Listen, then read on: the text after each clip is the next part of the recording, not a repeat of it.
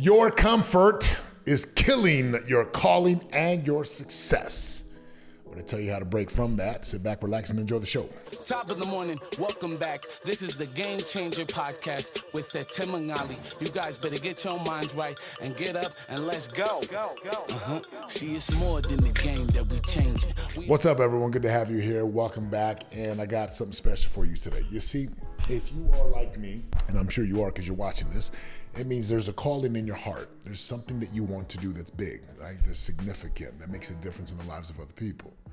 You feel called, and you want to go live this calling. However, there's something that's going to get in the way, and that's something that's going to kill you, and that thing is called comfort. Now, sometimes people get the wrong idea. They're like, comfort means sitting on a couch, sitting on a beach, drinking a Mai Tai, drinking a pina colada, and like just getting real fat and lazy. No, that comfort, that's easy to identify.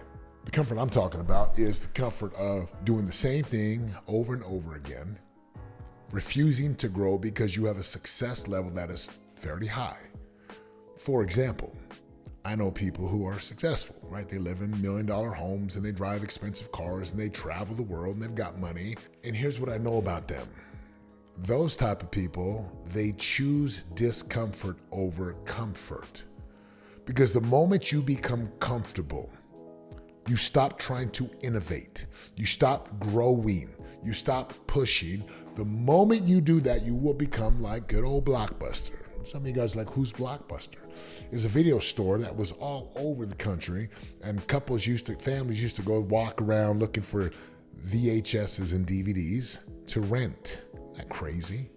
And we'd rent these DVDs for like 3 or 4 days up to a week. Blockbuster disappeared because they got comfortable. There was a cell phone called Nokia. I don't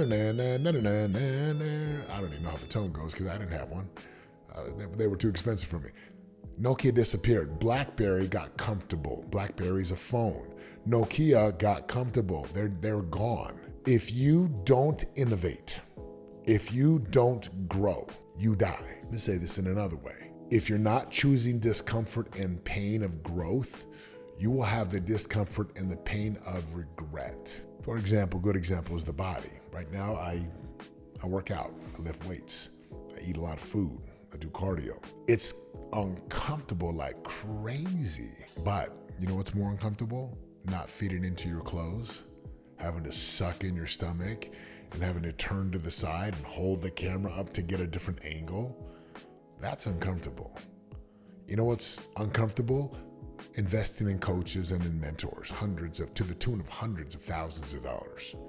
You know what's more uncomfortable? Working in a job that you freaking hate, getting fired from a job, trying to figure out how to pay your rent and your bills and your mortgage and your cars because you don't have the money. That's uncomfortable. So you actually get to choose your pain. Now I'm gonna give you 3 things right here that will help you to break the cycle. And if you can do these 3 things every single day to break the cycle and to break free, it will radically alter your life. Number 1, stop lying and tell the truth. That's one thing. Stop lying and tell the truth. What if you just stopped lying to yourself and started to tell the truth and started to be real? Hey, I don't like where I'm at right now. I don't like it. I don't like where I'm at in my marriage, or I don't like where I'm at in my health. I don't like where I'm at with my children, whether they're young children or teenage children or adult children.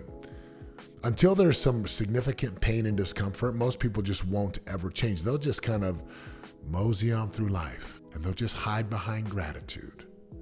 Again, am I talking to everyone? Not really, because a lot of people are just really happy and content to be happy and content.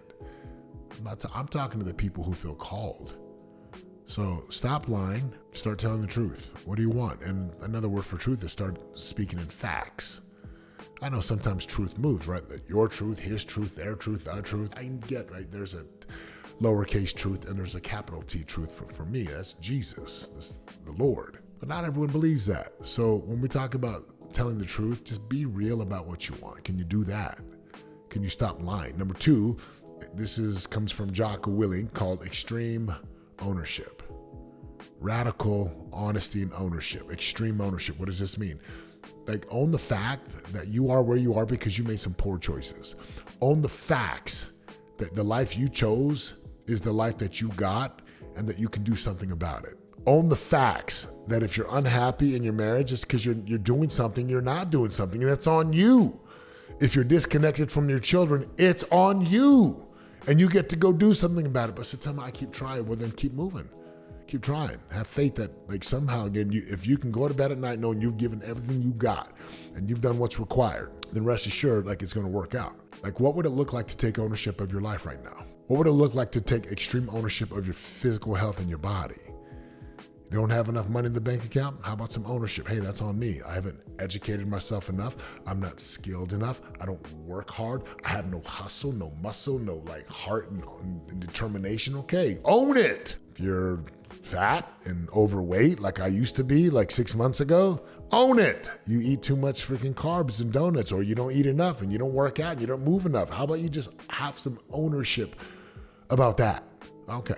So number 1, stop lying, tell the truth. Number 2, extreme ownership. And then number 3, clarity and commitment. What does this mean? Clarity. Get clear. What do you want?